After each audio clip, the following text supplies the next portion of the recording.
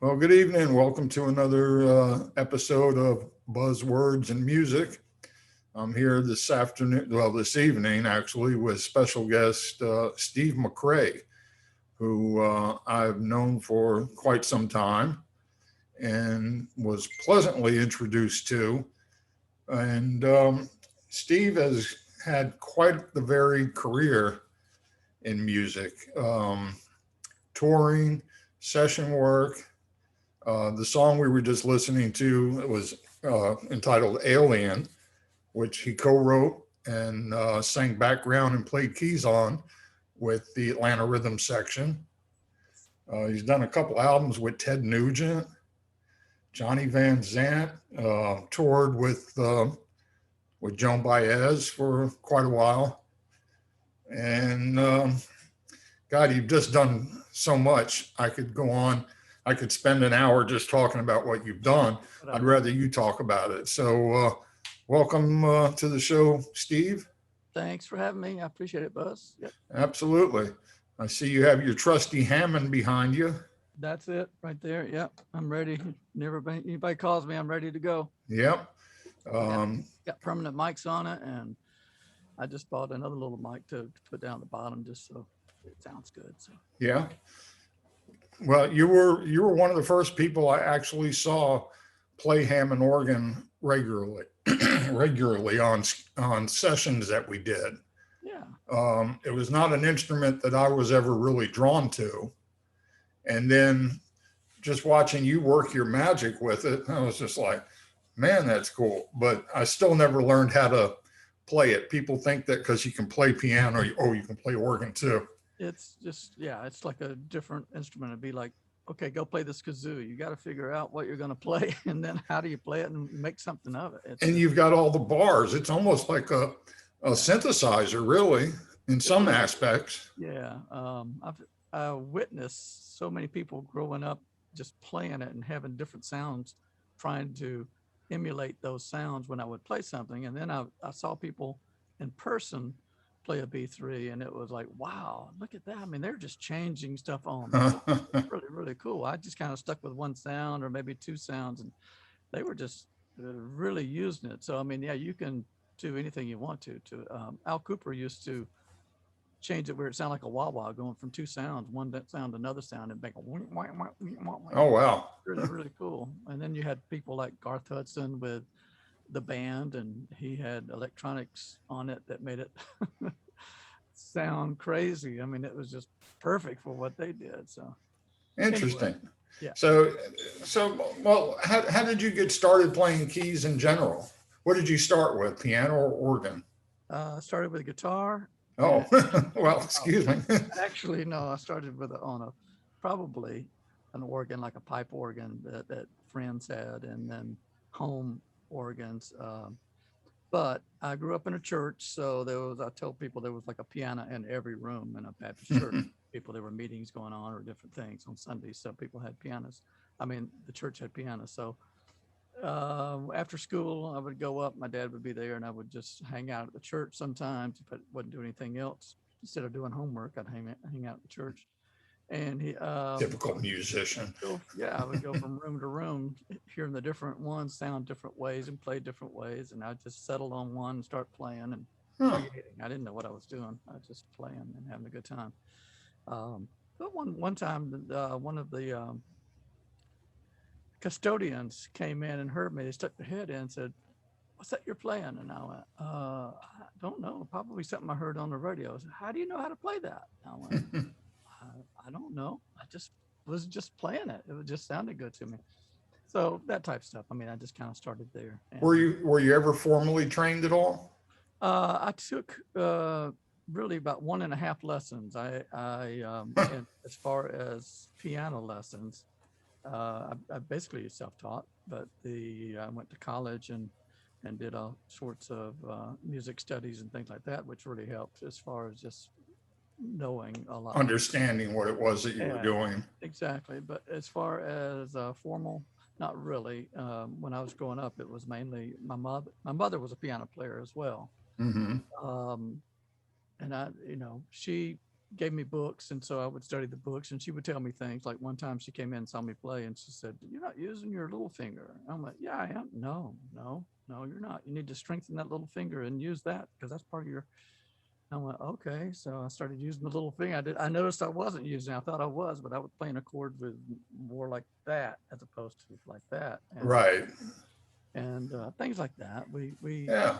When I um, grew up in Gainesville, Georgia, which is north of Atlanta, and just happened to be a lot of bands and musicians up there at that time. So we kind of emulated guys who were older than us. And one of them was a guy named Johnny Christopher, who started my first band with his younger brother, Artie.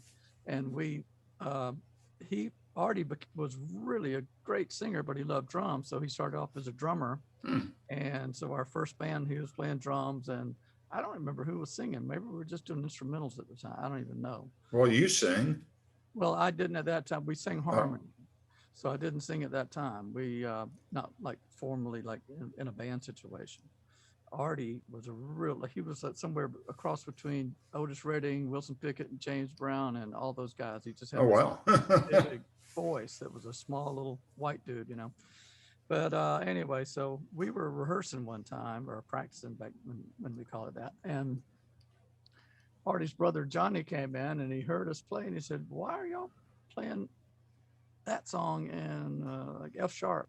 And we're going, "Huh?" And he said, "You're off. What? Let me hear. Play an E." And so like the guitar player hit an E, and it was everything was off. So what had happened was whoever had the first guitar had this little Huh. tune from the store that was Right. tuned wrong, and everybody tuned to that. So I always, when I first started playing, I thought a C sharp was a C. Oh, We were playing well, wrong. it's like Curtis Mayfield with his guitar. He didn't know how it was supposed to be tuned when he got it. He was like 14 or 15, and so he tuned it to all the black keys on the piano, and that's how it remained. Yeah, And that's how he would get some of those great chords, because he could yeah, play seconds, yeah. which he get those two chords very easily, right next door to each other. So Right. whenever I hear somebody play the intro to People Get Ready, I go, that's nice, but that's not it. Yeah, he did. He definitely had his own tuning and So style, and yeah, he did. So when did you start playing? Because if you haven't seen Steve McRay play, this guy has the most amazing left hand you will come across. What got you started playing key bass? Necessity or just desire?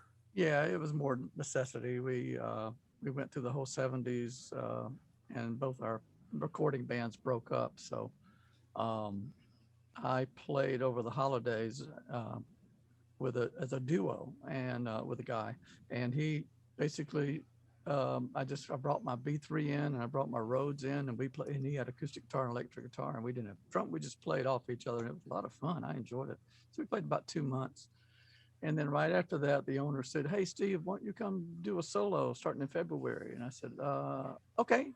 I've never done a solo before, but I kind of enjoyed that freedom of not having to call up other band members and then be late and whatever. I could just park my equipment up there, and I was just getting married that year, and I thought this is a great opportunity to just cool out, don't do anything.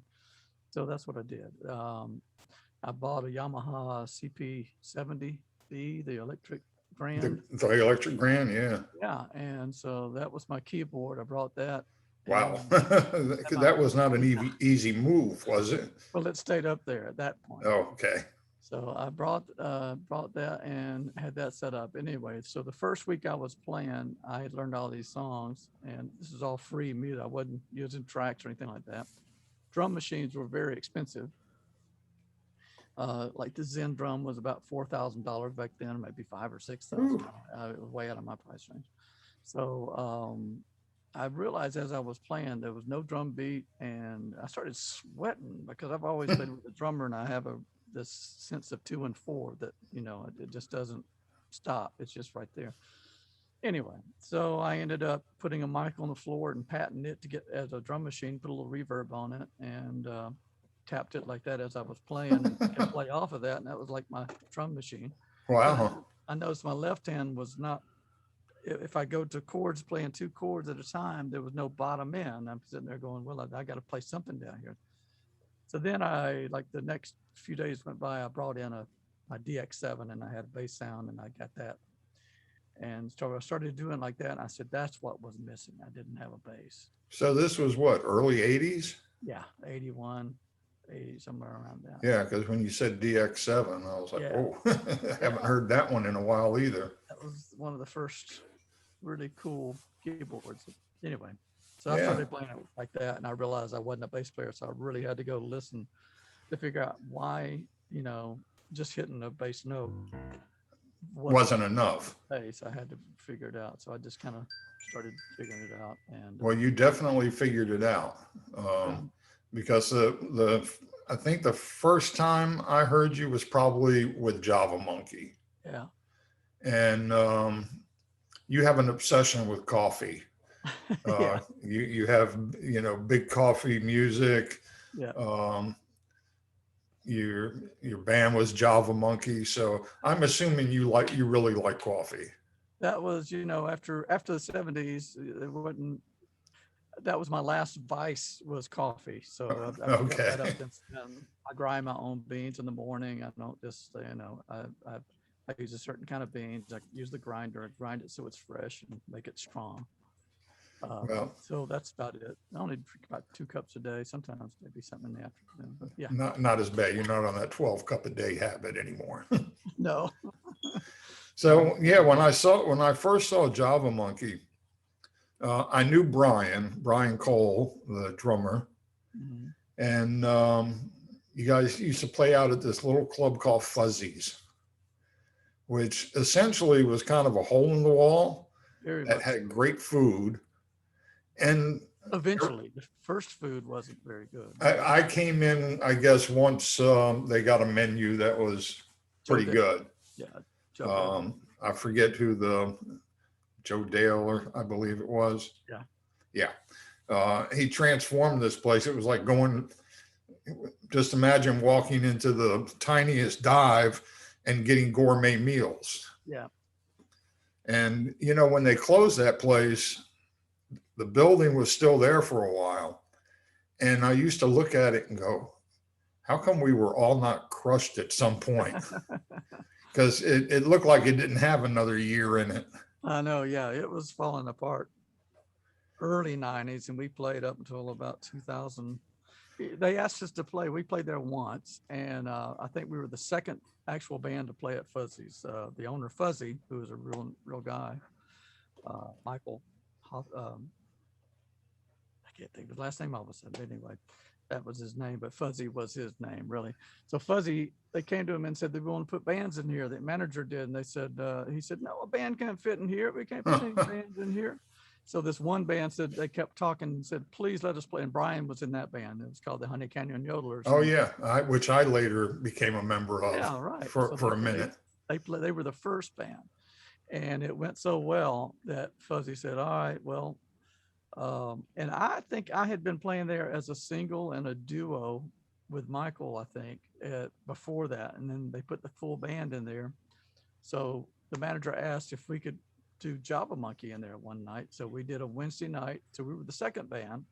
We did a Wednesday night, and everybody seemed to love it. And he came up after the show and said, look, everybody wants y'all to play. Could y'all do next Wednesday and then the following Wednesday, and just keep it on Wednesdays until until the end of time. until whenever, And he said, well, everybody took it like, y'all want to play every Wednesday, and everybody said, well, we'll try it, next week, and if we like it, people like it, we'll continue on.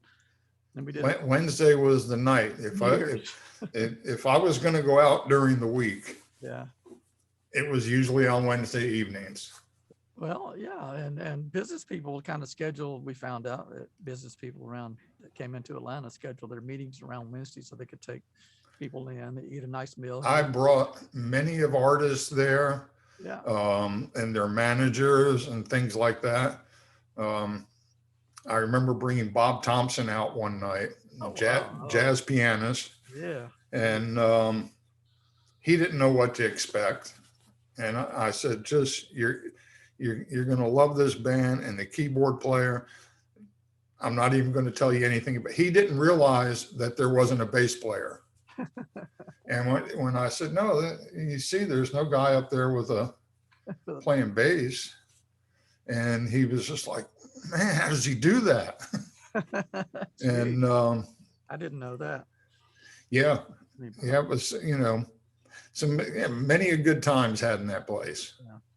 Yeah. And we weren't the only band. There were lots of bands that played there, and just any given night you walk in and it was just wonderful music in this tiny little place, Yeah, really a little oasis. And we had a recording. We did a recording after, while Brian was still with us. Basically, we did a recording in '99, I guess it was, at that studio. And so it was kind of like Java Monkey Live. It was basically, we just did it in all of our songs, I think 1 day, 2 days tops. Yeah. All the basic tracks, then went in and did a few overdubs, a little. Yeah, you didn't need a whole lot of overdubs. I mean, you guys were so tight. And I mean, it was just ridiculous. Tell me a little bit about how you got with like Ted Nugent. How did that happen? Ted, this was in '75. Yeah, so I go back to the '70s again. But I played with an English band called If. Which a lot of people don't know that band. That was one of the few. I know at that time there was like Chicago and Blood, Sweat and Tears. Yeah. But If had a Power, probably. Yeah, there was a lot of those, horn groups and things like that. But If had just a whole different vibe. But go ahead and start with Ted Nugent and get back to If, or intertwine them however you need to, because I loved If. Well, the manager of If, Lou Futterman, was also the manager of Nugent. I don't know how that happened. I wasn't around then, but he was. So when I got back from playing with If in England, I got back kind of at that time with Brian and Randy, who weren't doing anything. So we kind of formed a little trio, and so we were playing anyway. And we're talking Brian Cole again. Brian Cole, yeah. And Randy. With Most Jones. What was Randy's last name? Lewis, that's right. And anyway, so I got back in town, and then I got a call. The drummer from If joined Nugent in the studio. Nugent had a drummer, but evidently they wanted to change drummers. So Lou, who was the manager of both If and Ted Nugent, right, shipped Cliff Davies is his name, came over from England and started to do the sessions with Nugent. So I think I played with him.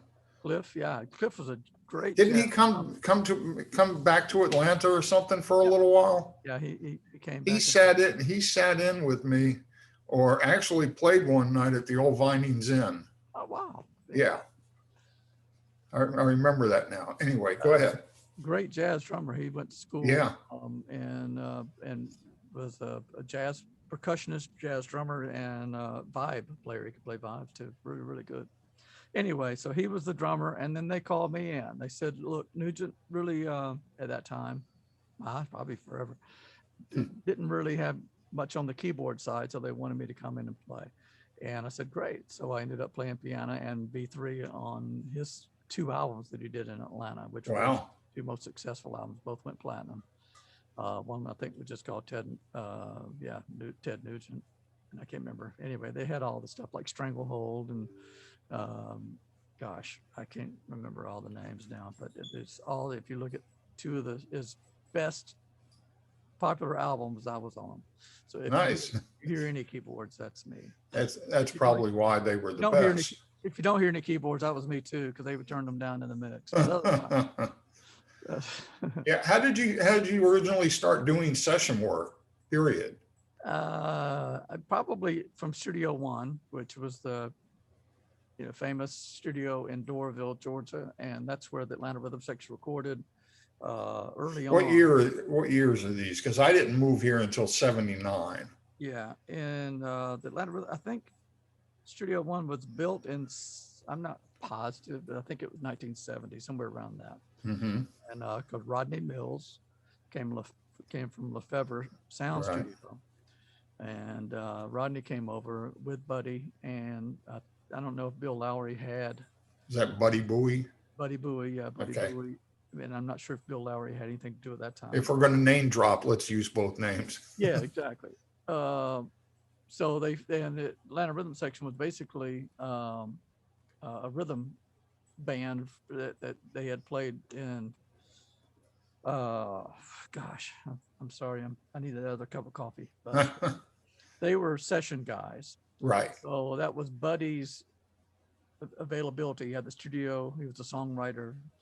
He had the session guys, and they that's how Studio One was Kind of created. like the way Toto kind of started out. Yeah, probably so. Yeah, and all the Atlanta Rhythm Section guys were just really on top of it. So when the studio started, when Al Cooper moved to town, he signed up Mose Jones first. I was still in the Army.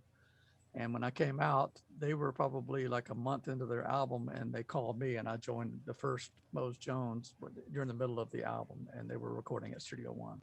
Okay. So we did two records at Studio One, 2 albums, and along with Leonard Skinner, they did their first 2 or 3 albums there, along with many other people recording the whole time. I mean, there were a lot of people recording there. So I was hanging out in the studio as much as I possibly could, because I was just thrilled with studio. And Yeah. And was this mostly projects that involved Al Cooper, or?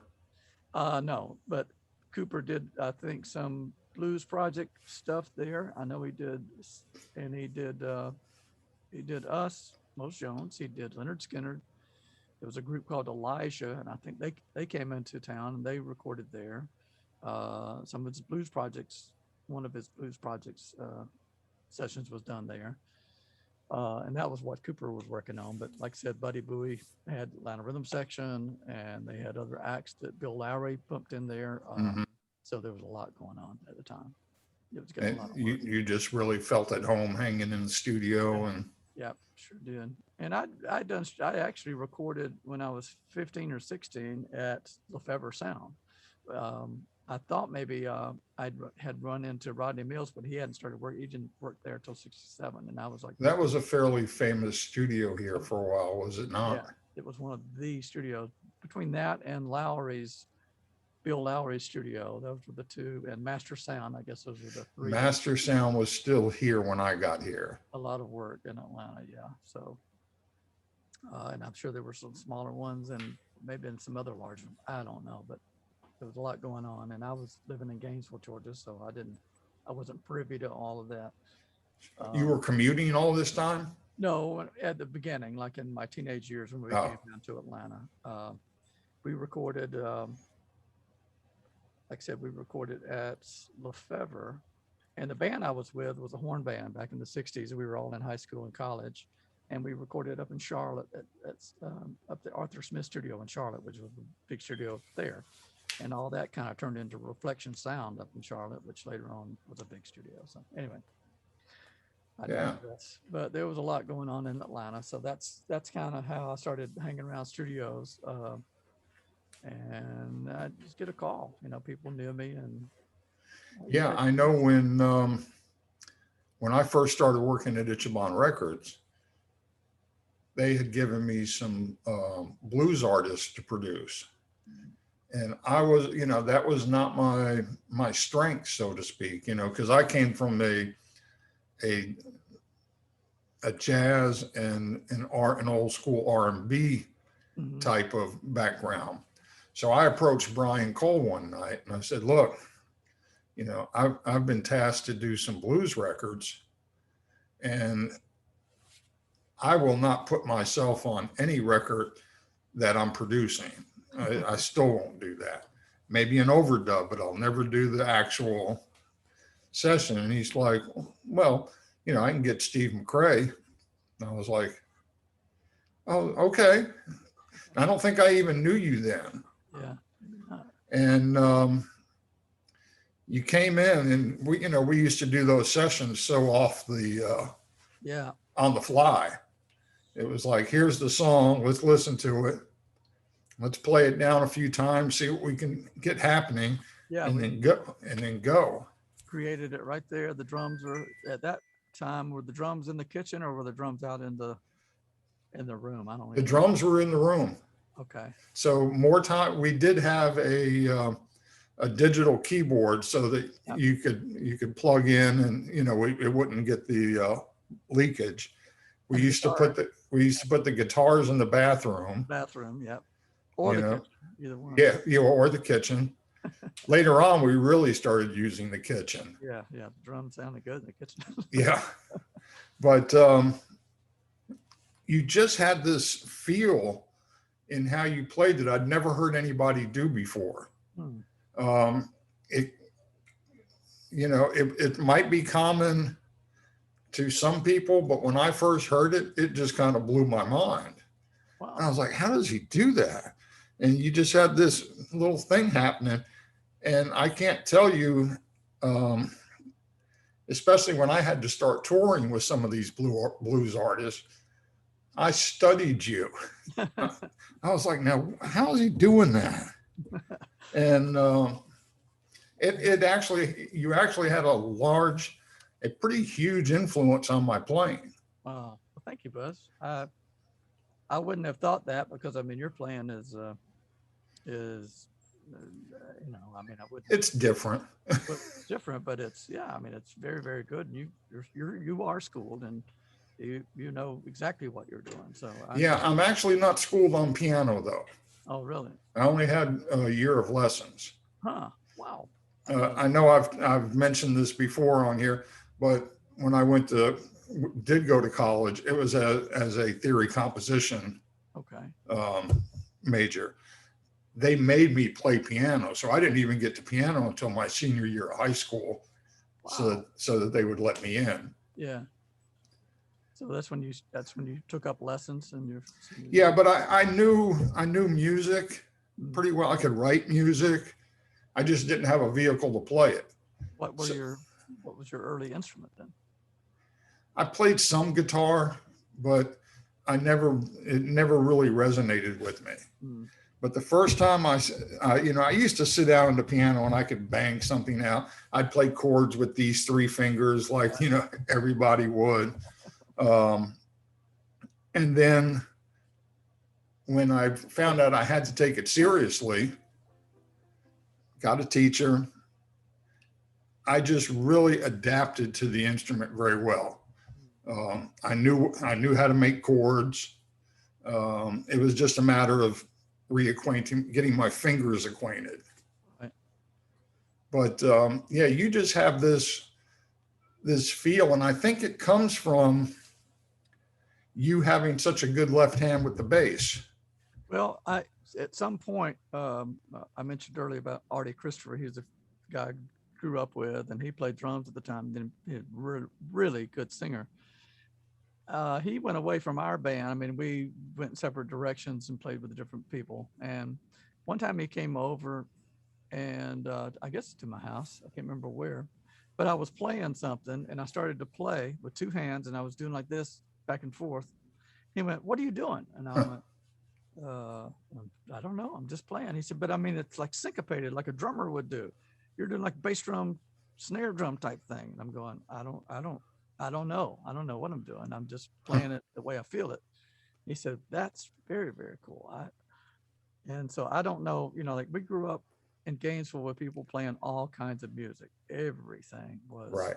fair game. I mean, but R&B, like the Stax and the Atlantic and stuff from promotional shows with Aretha Franklin, and of course Motown. It was all just like a big layer of influence for me. And then of course Ray Charles on his keyboards and Jimmy Smith playing organ, people like that. That's what I gravitated towards. I just loved that music more than anything. And then I mean the Beatles, for the Beatles, this other stuff was like the thread. And for the Beatles, I'm sure that thread was through them. I mean that's Oh yeah. was the blues and the R&B and the Yeah. rock and roll from the United States. That's what they interpreted and Yeah, came up with their came up. basic sound. Sure. It actually took me probably about a year before I really liked the Beatles. I liked the Beatles, but as far as I saw their influences and what they were doing and their songwriting capabilities, it was like, oh, okay. It was Rubber Soul for me that was like, okay, this is a group to take notice of now. Yeah, I mean the everything, the harmonies, The writing, the writing, the just every part of it, and I mean, just everything just kind of went to the foreground. It was like, yes. wow, yeah. So But you've always maintained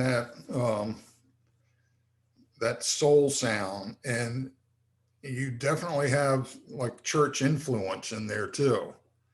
Um, yeah, yeah, you there know, is that with the Baptist hymnals. There's tons of music that has. I mean, that's kind of old music. That's where probably harmonies from the Appalachian Mountains came from. I mean, right.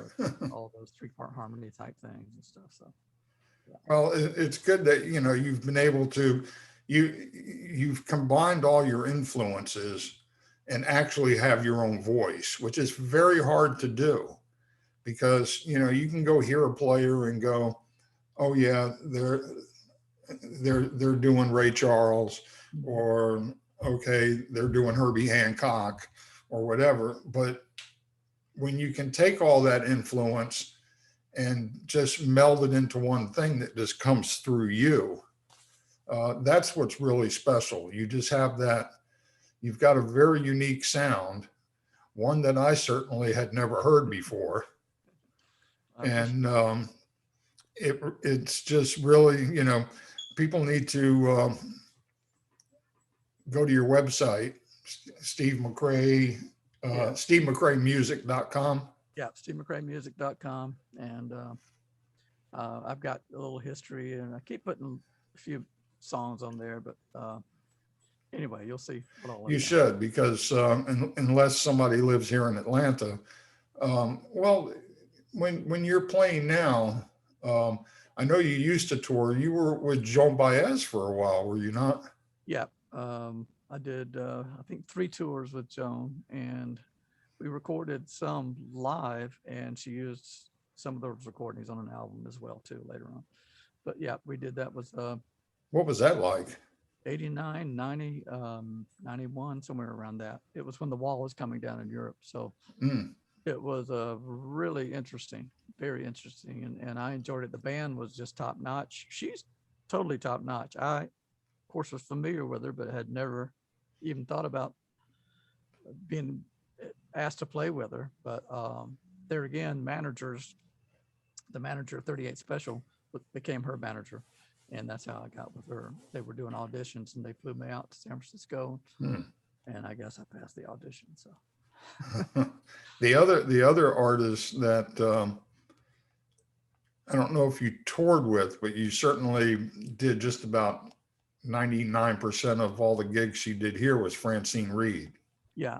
Oh, yeah. We toured a lot with She Francine. she was with Lyle Lovett, and And then when she moved here to Atlanta and was doing solo gigs, right.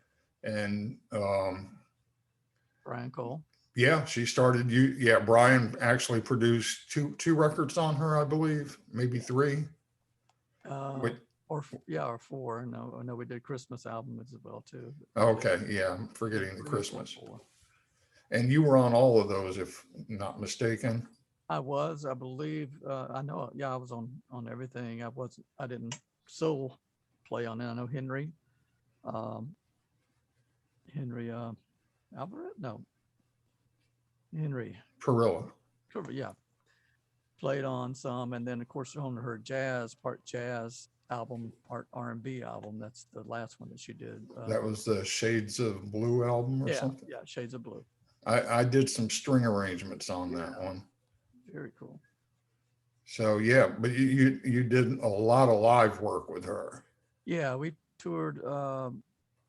We were her band for quite a while, just her number one band, and if we weren't available, she would kind of do a little trio sometimes.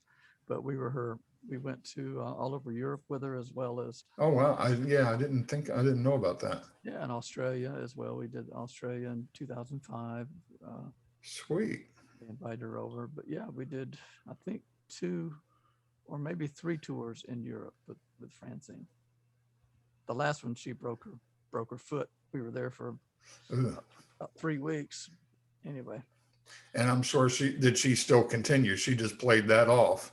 you wouldn't have known it. Yeah, she's a trooper. As soon as she got off stage, she would put her crutches back on and walk back to the room or whatever. That was it. But She used I had a trio, and she wanted the trio to back her up at some event.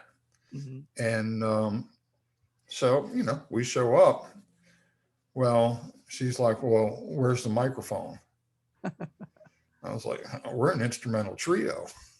I thought you would have a mic. She showed up at the gig like that. Huh? Did she show up at the gig without a No, mic? no microphone. Yeah, No anything. Yeah. Didn't phase her in the least.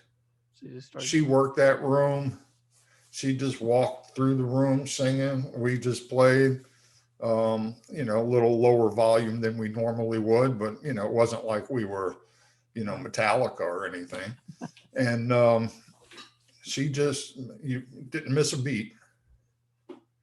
She's like that. She's a born entertainer. Yeah. Off stage, she could be just having a normal conversation. As soon as she jumps up on stage, just like spotlight, hits her, and she's just Francine Reed. I used to like when she would come to the studio, because you knew there was going to be good food. Yeah, she always makes She always cooked. And that cornbread. Yeah. That was the thing I remembered the most. Cornbread, chicken. She had these, she used to call them best cookies in the world. She said, I'm making the best cookies in the world. I'm going to bring you some. And it would be like the best cookies in the world. I don't think I had those. You would know it if you did, yeah. I feel slighted now. Those were later on, though. I don't know if she brought those back then. She brought her chicken, jambalaya. Yeah. Like I said, cornbread, greens, whatever she could cook. Yeah, it was always good eats. Yeah. So, and how many albums, do you have any idea how many albums you did for me back in those days? There are a lot of them I know there's some that aren't mentioned, but if you go to my discography, there are a lot of them mentioned. It's probably, gosh, we did like 2 or 3 with each artist, and we probably had how many artists that we did? 12, 15, 20. Yeah, it was a lot. I mean, there were times where it was like a factory. Yeah. And but if I remember, I did bring you in on Benny King. Did you play on that album? Played on Benny King, yeah. Yeah. I did. You did the single, I believe, on You Still Move Me. Maybe, I don't know. Yeah, I know. I'm more apt to remember that kind of stuff, but that became his single, and he actually had a hit with that in Europe. Wow, fantastic. Yeah. So there's so many times we don't know the follow-up on even though I worked for the record label. I figured if a record was bad, well, they would just fire me. Right. So as long as I still had a job, I figured everything was going fine. And, and that seemed to be the case. Well, I know Brian would say, gosh, I was listening to the radio the other day. I heard one of the songs that we all played on. I said, really? And he said, yeah, it's getting a lot of radio. And we had no idea what was getting airplay. And I mean, the blues genre is different than anybody else, but there's pockets that are just, that's all that people live for. So evidently we all did well. I know how many people produced. So you had Jimmy O'Neill. Hey, sorry. Is that the cat? Shh, I'm busy right now. Your interview is later. Yeah, that's G. But we had you, Jimmy O'Neill, Brian Cole, I guess Ed, yeah, he produced a couple of records. He did the Elisa Serbone album. Yeah. And who else? And everybody, whoever was lead producer, like if I was producing a record, I would still go to Ed and Brian and Jimmy, you Right. know, the whole, what do you think? Yeah, Um, everybody worked on everything kind of thing. yeah, Yeah. yeah, we had, it was really a nice kind of family environment over there. I, you know, you probably or may not have heard it, but one of the people I played with was Bob Babbitt. And Bob was Yes. the Motown bass player. Hmm. Jimmy Jameson wasn't around. He was the second one. And Bob came down and did a session with us. That With Brian, Francine, wasn't it? yeah. And Bob's loved, he came in the studio and he said, you know, this is like the same type thing we had at Motown. They said it's like Yes. a little house, a little room, everybody's close to each other, and you get that same vibe when you walked into Cali. It was just that little space that everybody could get along and work off of with people, and it was just And there were no distractions. uh-uh. You Yeah, didn't have the ping pong table in the corner, or, yeah, you know, the arcade or anything like that. It was, you knew you were coming there to cut a record. yeah. And you got down to business. It was fun. We had great times there. I mean, you know, no matter what we were working on, it was just always came off. Everybody, you know, everybody did what they did. It was Yeah. fun. And that's, you know, it did make things really enjoyable. Yeah. I remember on one of the last albums I did with Trudy Lynn, she wanted to try some different stuff. So I was like, okay. So she knew the Hodges brothers, Charles and Teeny. So she wanted to bring them in to play on her record. Now I'm like, okay, if they'll do it, you know. And I've got to say, when Charles came in, when he sat at that organ and he started pulling it, and most people, if you don't know who Charles Hodges is, It was just Al listen Green. to an Al Green record. Yep, yep, yep. He wrote "Love and Happiness," so many great songs. Yep. Well, when he got through pulling those things out on the organ and playing, I don't think for 6 months we would let anybody touch the stops. I heard. Now I wasn't there. Maybe I came in, but I can't recall. But I remember hearing about it. Somebody said every time they would finish a song, he pushed the drawbars back up because that was his signature sound. He didn't want anybody to. He may have done that at first, but he got lax because Sure wish we had digital cameras back then. I know, right? I mean, we could have taken a regular photo, I guess, but you know, who thinks of that stuff then? Who does that? Who walks around? Yeah. You know, I mean, I think of so many different things where, you know, I wish I had, you know, photo documentation of. Yeah. But c'est la vie. So now, currently, COVID obviously has affected all of us. Yep.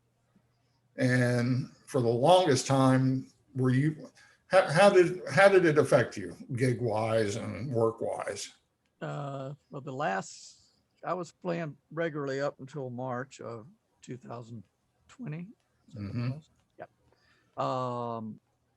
And had lots of bookings going on from the summer all the way through the next fall. Just different bands, different situations, and then my regular gigs. But everything stopped. All of the gigs that I was on, like immediately, people called me and said, you know, we're not doing April 12th. We're not doing this. We're not doing that. And right. The restaurant called, both restaurants where I was playing, I was doing solo gigs. And they both called and just said, we're going to see how it goes, but we're closing, and we'll see what happens. So yeah.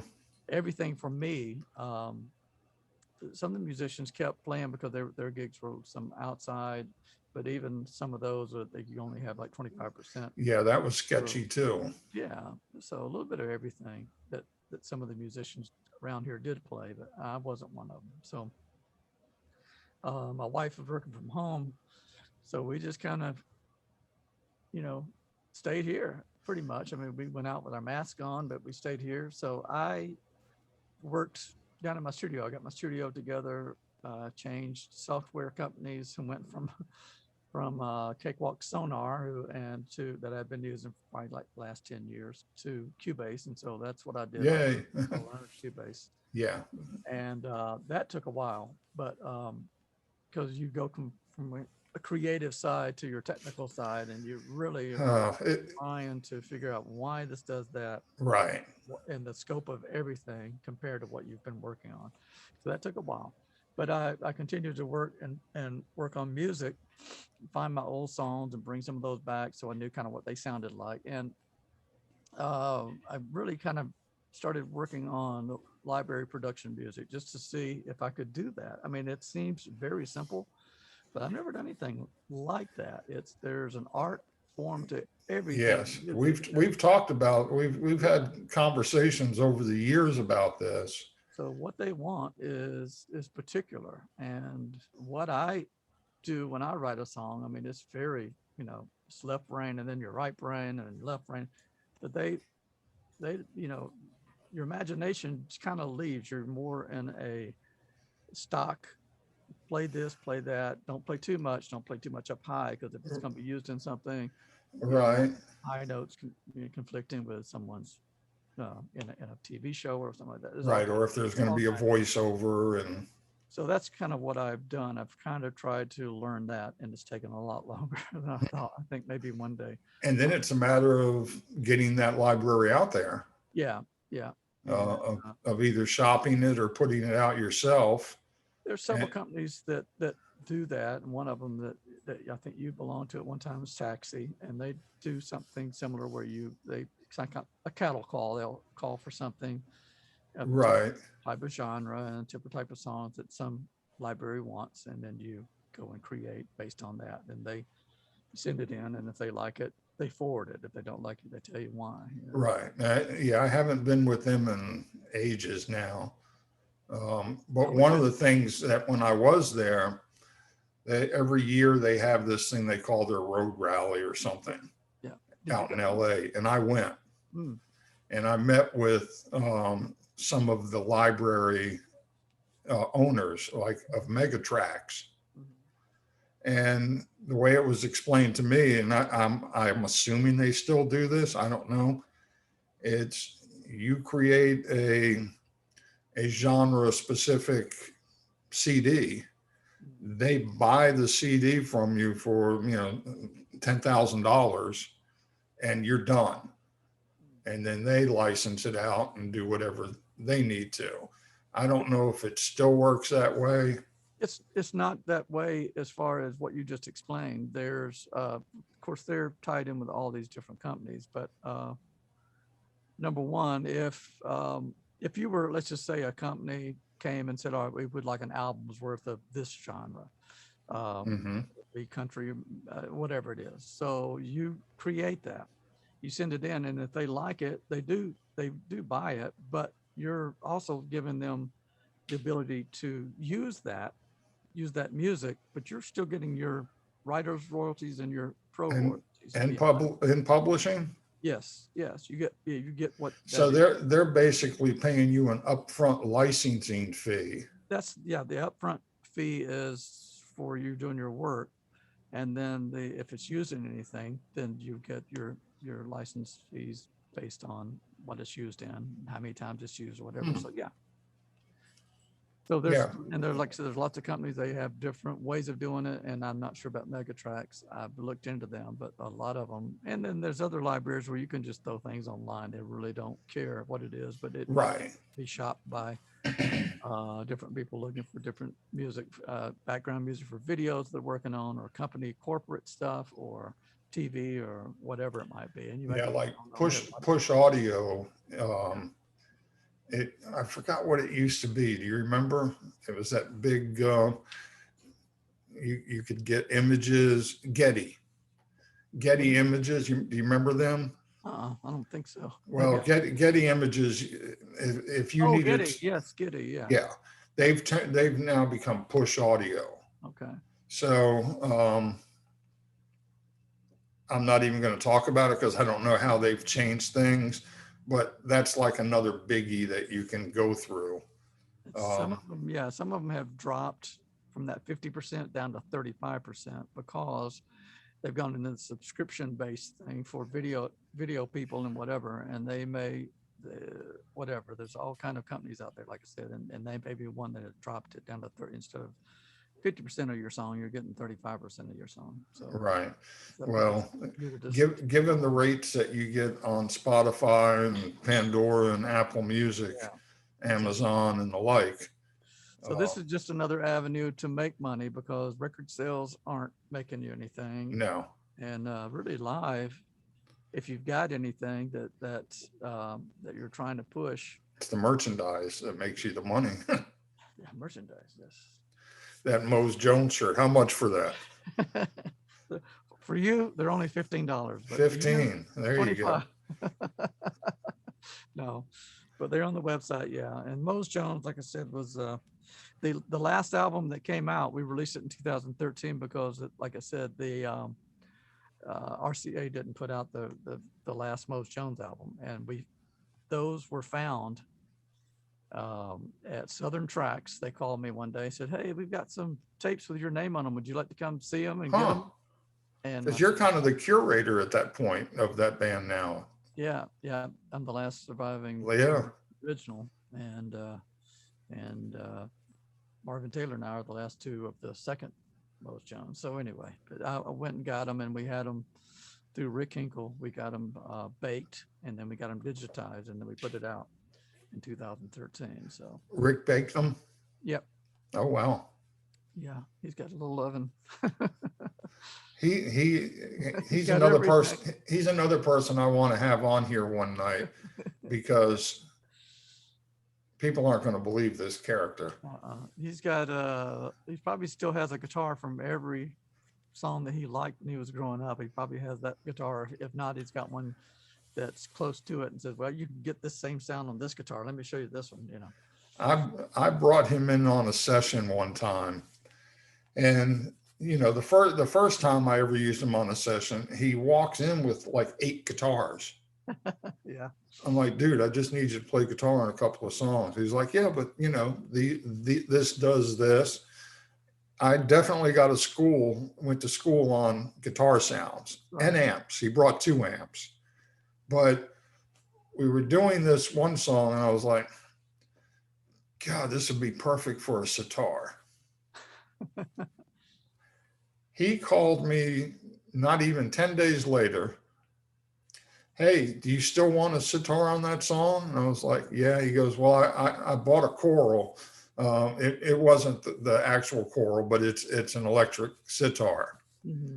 And he was like, yeah, I was just looking for an excuse to get one. So that's the kind of person he is. Yeah. Well, it's like when we did sessions, he kind of like, if we were going for a certain sound on a song, he said, yeah, on this song, so-and-so did it. They used this guitar. They had the B3 with a little bit of this sound of some piano. I mean, he knew. Oh, he's such a historian. Yeah, he knows all that stuff. He really, really does. And I mean, I grew up with people like that, and I just wanted to play, but they were going. That's the same way I was. They would read albums and tell you who all was on it. Hey, what that guy played with before he did this album. They knew all that stuff, and I was going, yeah, how do you know all that? Now I would do that. I would read liner notes and trace them back to other records, and if it was somebody I like, but I could not tell you, what kind of piano, Chick Corea used on Now He Sobs, Now He Sings. I just don't know that information, or what keyboard George Duke did a solo, what synth he used for that solo. Right. That was never I've never been a gear person. I like a good piano, and I like a good Rhodes, and maybe, a synth or something. I mean, I got into synths strictly because it was a necessity. And, you use most of your synth for left-hand bass.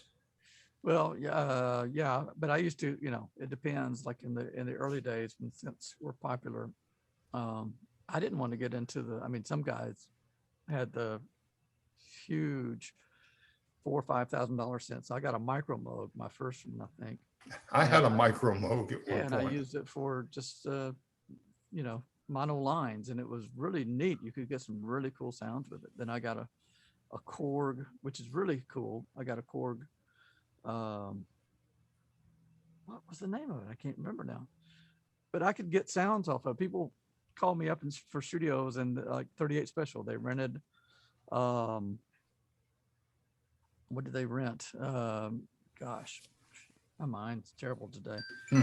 They would rent something, and then they would try to play it, or they had a guy play it, and then he left. And so they called me up one day and said, "Can you come in and replicate this sound?" I said, "Yeah, well, I'll see." So I came in with my Korg, and I mean, I worked at it for about 15 minutes, and I thought that sounds pretty close. And I got Rodney Mills was the Right. engineer, and I said, "Rodney, A/B that and see what you think." And he did. He said, "Yeah, I couldn't tell the difference." So Huh. we used that on their record, and that was, I could get in and change sound. I enjoyed that part of it, just to be able to use it how I wanted to use it, but I wasn't a geek, unfortunately. Yeah, I'm not the guy that's going to sit there and program, starting with a sine wave and working it up to whatever. Yeah. So what kind of advice do you have for,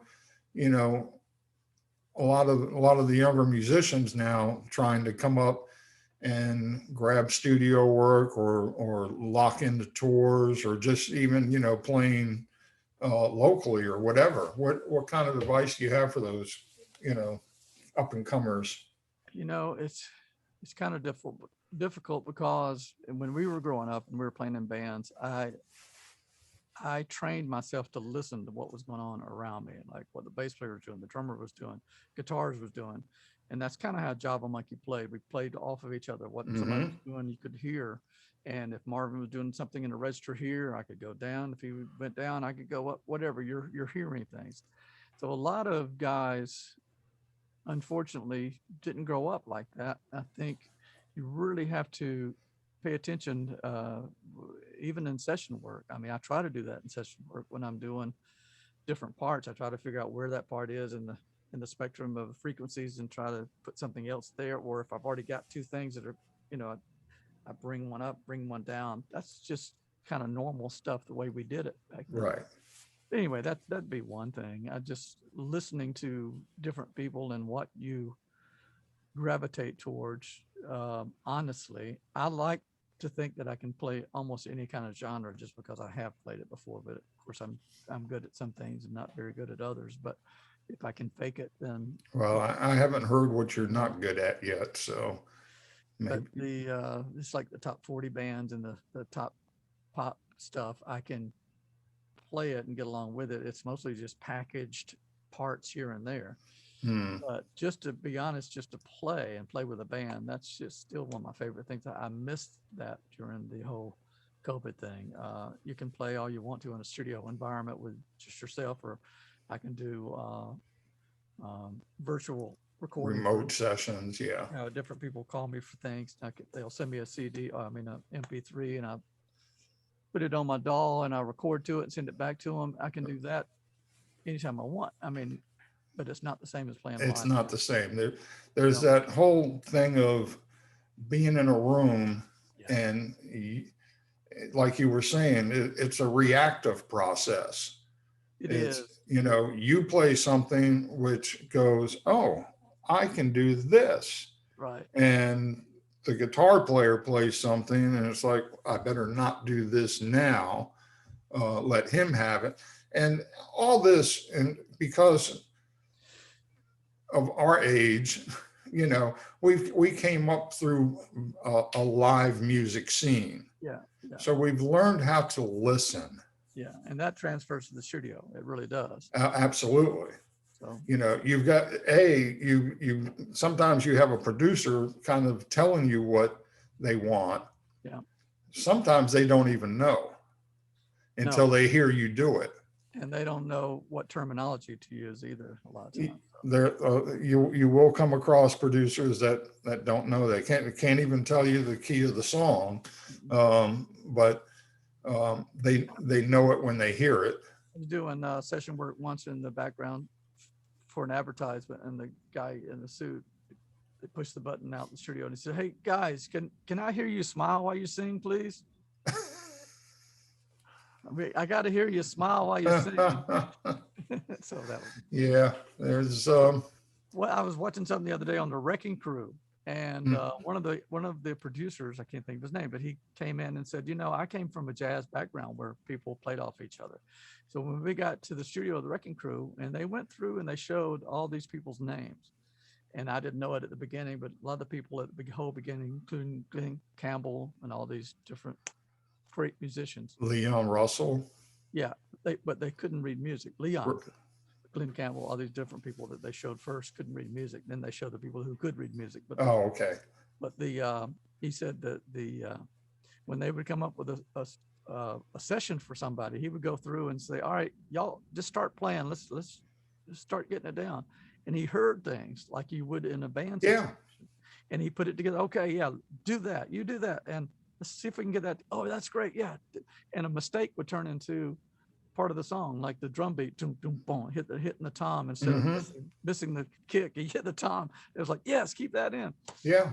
How and it was just it's yeah, we did that on a lot of those blues albums we were talking about. Is you guys would just start playing, and typically we had LeBron on bass, right. And this is one of the few times you didn't have to play bass, and I know that must have been kind of a treat for you as well, but Right. especially when you have a guy like LeBron playing bass, Yeah, and then you've got Brian, who was pretty much our house drummer, yeah, who you had played with since childhood almost, or Yeah. Like 18, 19 years yeah, old. since mid-teens. So you just had this thing that you guys had, and LeBron and Brian, that was a great marriage. So it was just a matter of, okay, who we're going to bring in on guitar. And sometimes it would be Rick, sometimes it would be Jody, sometimes Jimmy would do it. We would have Marvin Taylor. Marvin, Davis Causey. Yeah. And Will Alvarez, I think he did a couple. He did. I won't mention the artist name, but he came in on the session that we had to pull the plug on. Oh, okay. It was the artist's first session. You'll probably know who I'm referring to, but it was his first session, and his demo was great, but he was trying to recreate his demo. Right. And we were like, no, let these guys marinate your music a little bit. Yeah, let's just see where it goes. He had no part of it, so I sent him home. But he'll be a guest one of these evenings. So, Yeah. well, I appreciate you spending some time with me. Yeah, I appreciate you asking. Now that we can move about the cabin a little more freely, we've got to grab a lunch. Yeah, exactly. So yeah, definitely. Now that the masks are off, Yes. we can go anywhere right now. So it's real cool. But yeah, we will definitely grab lunch. All right. Well, I'm going to go ahead and play the rest of your song "Alien" on the way out. That's a Mose Jones song. So just go to the website, and you can find mosejones.com as well. That's just another little place. Okay. It originally started with Mose Jones. Yeah. Then moved over to the Atlanta Rhythm section. Yeah. So, and the Atlanta Rhythm section made a top 40 hit. I think it went 36. Nice. So, that worked. Oh, great. Steve, thanks again. Hi, Buzz. And I look forward to hanging out with you here soon. Yeah, enjoyed it. All right. Thank you. See ya.